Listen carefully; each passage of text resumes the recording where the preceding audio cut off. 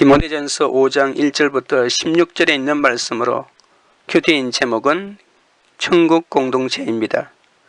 우리가 양육을 받은 후에는 누군가를 양육하는 단계로 나아가야 합니다. 말씀은 삶의 연륜이 아닌 거듭남과 신앙 인격의 성숙함에 따라 가르칠 수 있습니다. 연장자에게 복음을 전하거나 양육하는 게 쉽지 않지만 말씀대로 산을 본을 보일 때 나이를 넘어서 예수님의 능력이 나타납니다. 성도는 자신의 연약함에도 불구하고 나보다 더 크신 주님이 내게 직분을 주셨음을 믿고 확신을 가져야 합니다. 우리는 사역을 위해 주님이 선물로 주신 은사를 결코 가볍게 여기서는 안 됩니다. 나의 재능이나 내가 겪은 모든 사건은 사명을 위해 하나님이 허락하신 것이죠. 말씀을 통해 나에게 이루실 하나님의 약속을 소중히 여기고 믿음의 형제들에게 나의 성숙함을 나타내야 합니다. 바울은 이제 늙은이와 젊은이, 늙은 여자와 젊은 여자를 어떻게 대해야 하는지 가르칩니다. 첫째는 성도를 대하는 태도입니다. 1절부터 2절입니다.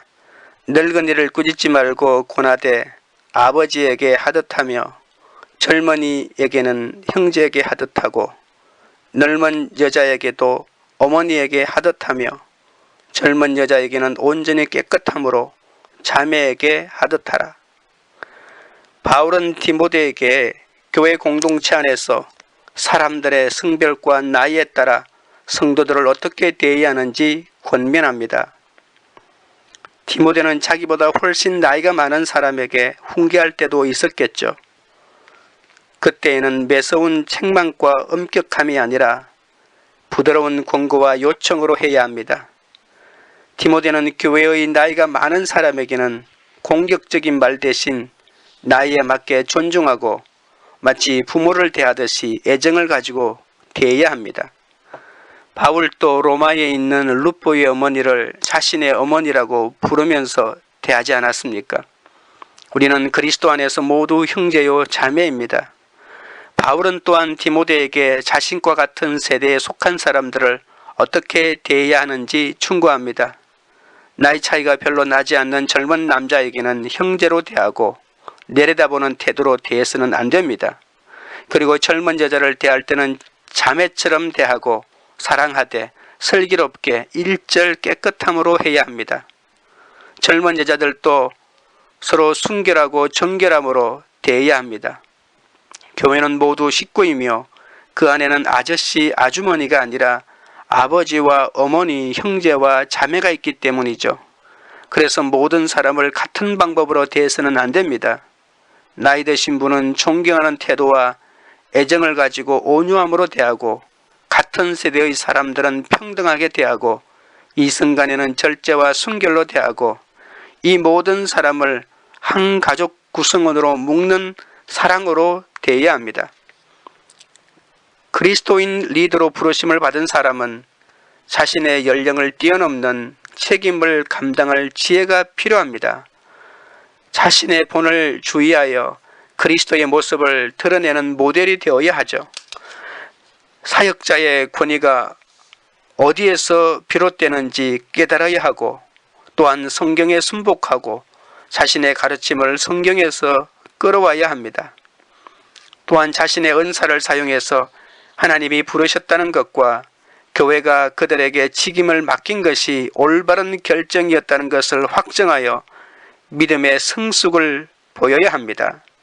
그리스도인의 삶과 사역이 역동적인 것임을 보이고 자신이 전하는 것이 말로만 전하는 것이 아니라 삶에서 실천함으로 일관성을 유지하는 것이 중요합니다.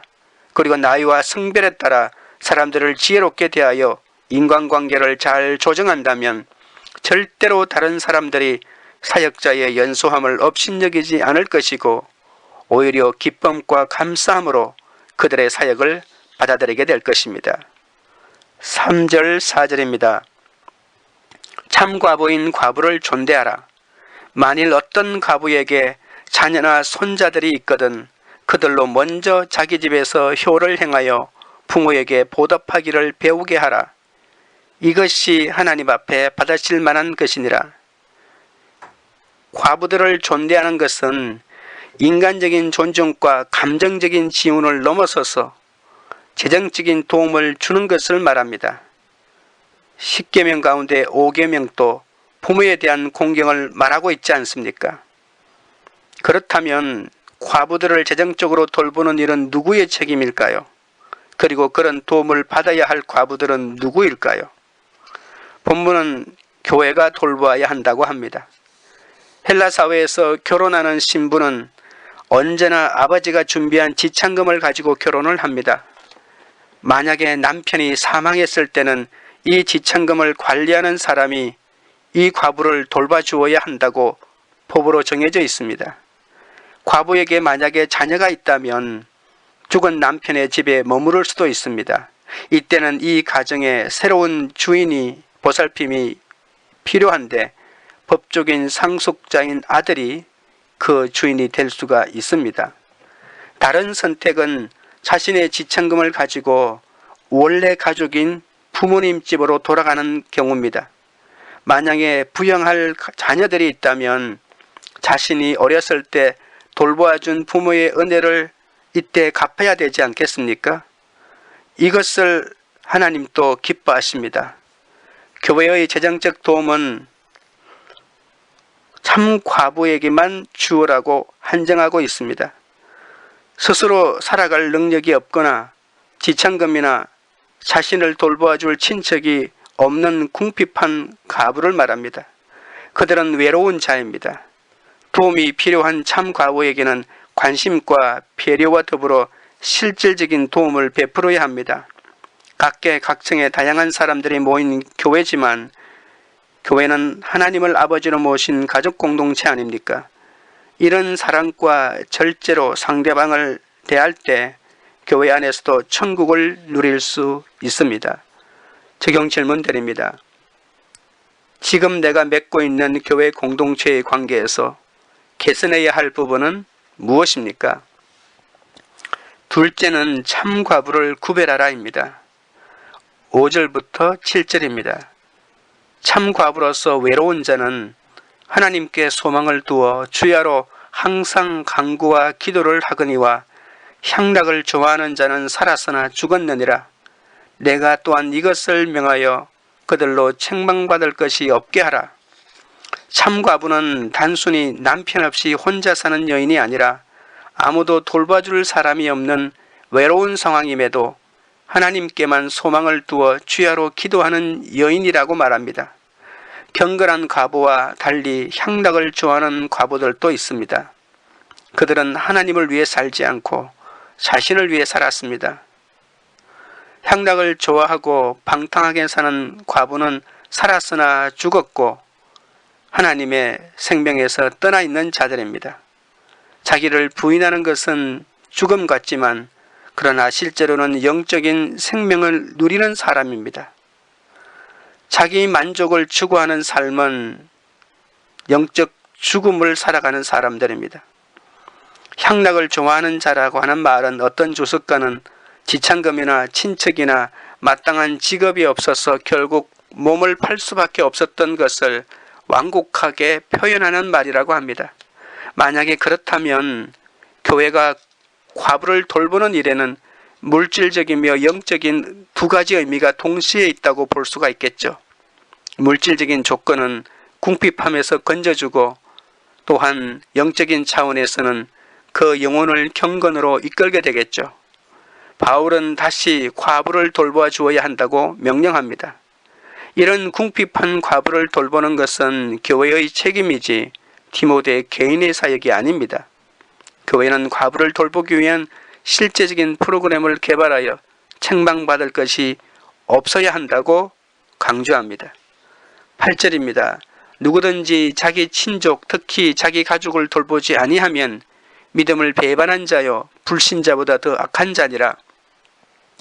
바울은 가족을 돌아보지 않으면 믿음을 배반하고 불신자보다 더 악하다면서 다시 과부를 돌볼 책임이 가족에게 우선적으로 있다고 강조하고 있습니다. 로마도 과부들을 돌보는 책임이 가족에게 있다고 법으로까지 정해놓지 않았습니까? 하나님의 빛을 지녔다는 성도가 자기 부모를 돌보지 않는다면 어찌 되겠습니까? 집안에 연세드신 분들을 적절하게 돌보는 것은 부모님의 은혜를 갚는 길이고, 또한 하나님을 기쁘시게 하고 내 믿음을 표현하는 길이고, 교회의 짐을 덜어주는 것이기도 합니다. 65세 이상 고령 인구가 총 인구에서 20% 이상인 사회를 초고령 사회라고 합니다. 우리나라도 2026년이면 초고령 사회에 접어든다고 합니다. 노인이 친족에게서 버림받거나 소홀히 여겨진다면 그 사회가 어떻게 되겠습니까? 자신의 친족을 돌보는 것은 그리스도인의 근본적인 책임입니다. 예수님이 내일 일을 염려하지 말라고 하신 것은 염려하지 말라고 하신 것을 강조한 것이지 신중하게 자신의 앞날을 준비하지 말라는 말이 아닙니다. 잠언서 6장에도 보면 개미에게 가서 지혜를 배우라고 하지 않습니까? 개미는 건면함과 장래를 준비하는 좋은 모범을 보여주지 않습니까? 우리도 나에게 있는 시간과 물질을 함부로 허비하지 말고 내 삶의 미래를 위해, 내 부모님의 미래를 위해 준비해야 한다는 사실을 잊지 마십시오. 9절부터 10절입니다. 과부로 명부에 올릴 자는 나이가 60이 덜 되지 아니하고 한 남편의 아내였던 자로서 선한 행실에 증거가 있어 혹은 자녀를 양육하며 혹은 나그네를 대접하며 혹은 성도들의 발을 씻으며 혹은 환난 당한 자들을 구제하며 혹은 모든 선한 일을 행한 자라야 할 것이요. 과부인 할머니나 어머니가 있다면 친족, 특히 가족이 우선적으로 돌보아야 합니다. 그런데 만약에 돌보아 줄 친족이 없는 과부는 어떻게 해야 할까요? 그 과부는 교회가 책임을 져야 한다는 것입니다. 이제 바울은 교회가 도와주어야 할 과부 명부를 어떻게 작성해야 할지 그 기준을 말합니다. 나이가 60이 넘어야 하고 재혼을 원하지 않아야 합니다. 그리고 처음부터 독신이었던 사람은 제외합니다. 그리고 한 남편의 아내라는 말은 재혼의 경험이 있으면 안 된다는 말이 아니라 신실해야 한다는 뜻입니다. 또한 명부에 올리기 위해서는 선한 행실의 증거가 있어야 합니다. 무엇이 선한 행실일까요? 자녀를 양육할 때 친자녀든 고아든 육적인 면과 영적인 면으로 잘 돌봐주는 것을 말하겠죠. 또 나그네를 잘 대접해야 한다고 합니다.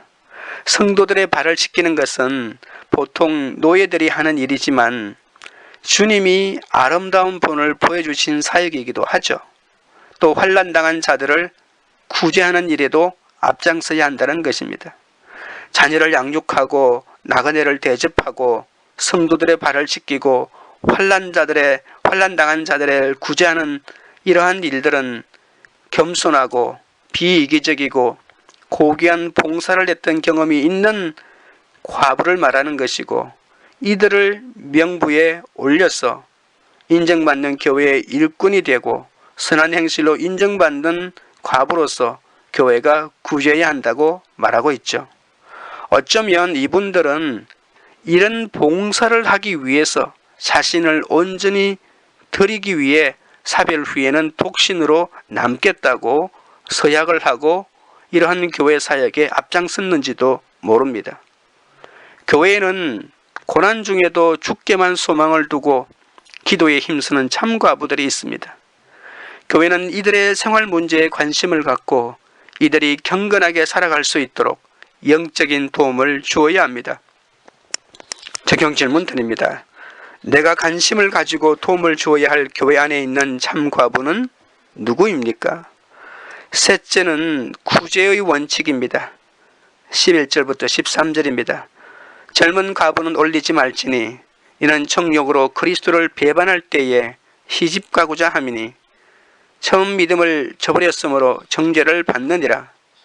또 그들은 게으름을 익혀 집집으로 돌아다니고 게으를 뿐 아니라 쓸데없는 말을 하며 일을 만들며 마땅히 아니할 말을 하나니 바울은 젊은 과부는 명부에 올리지 말라고 권면합니다.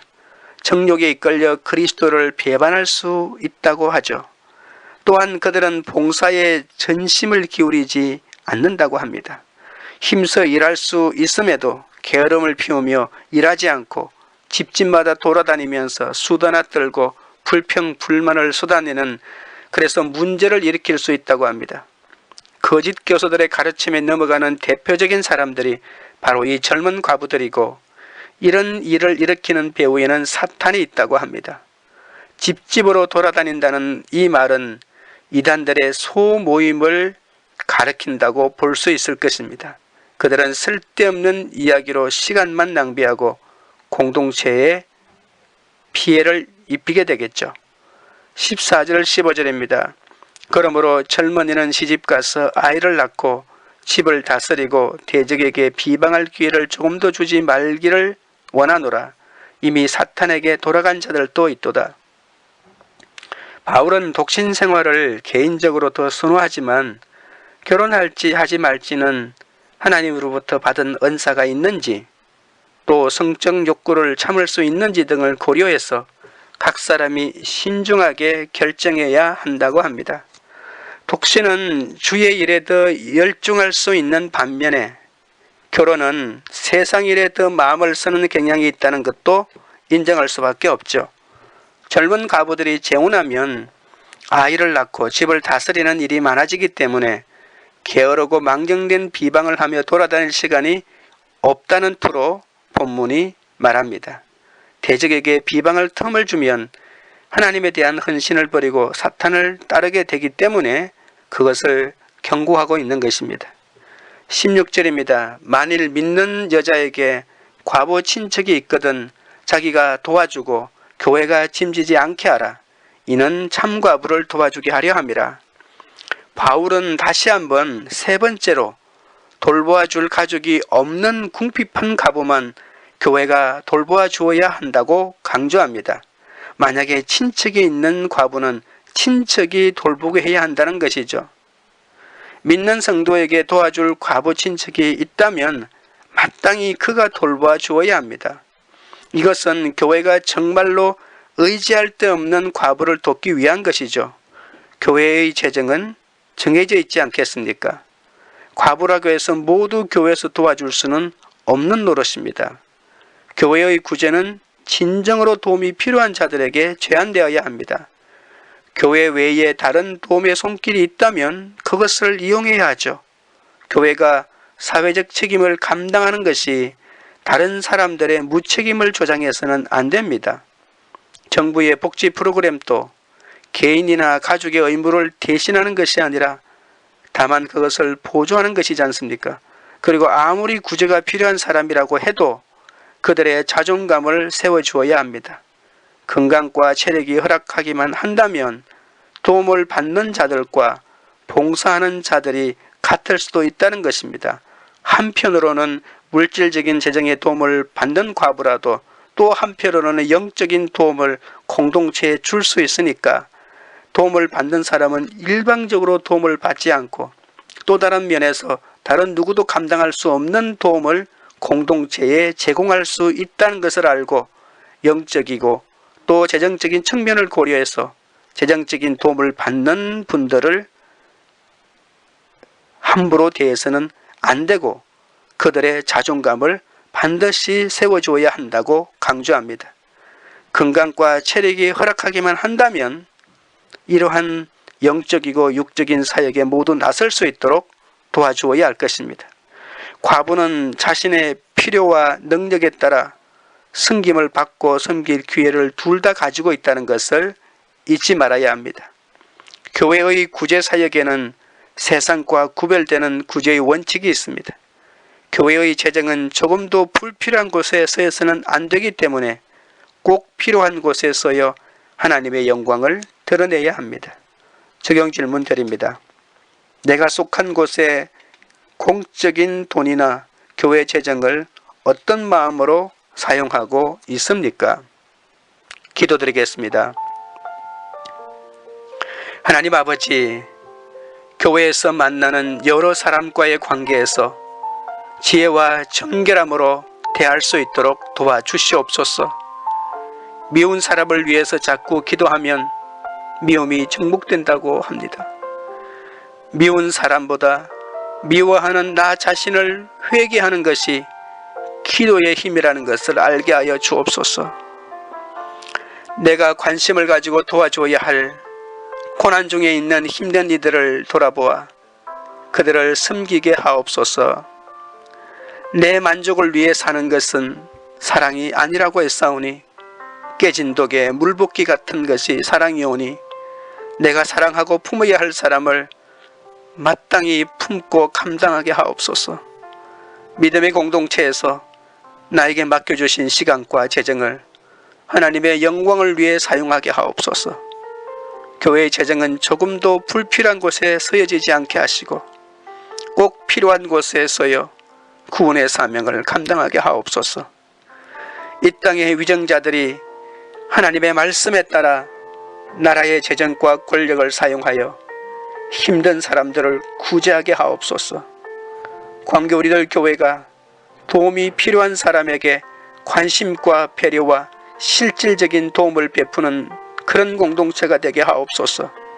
고난 중에도 주께만 소망을 두고 기도에 힘쓰는 참 과부가 있사오니 이들의 생활에 관심을 두고 이들이 경건하게 살아갈 수 있도록 물질적인 도움을 주는 그런 공동체가 되게 하옵소서.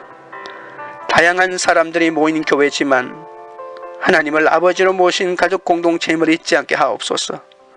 사랑과 절제로 상대방을 대하여 교회 안에서도 천국을 누릴 수 있도록 은혜 내려 주옵소서. 예수님의 이름으로 기도드립니다. 아멘.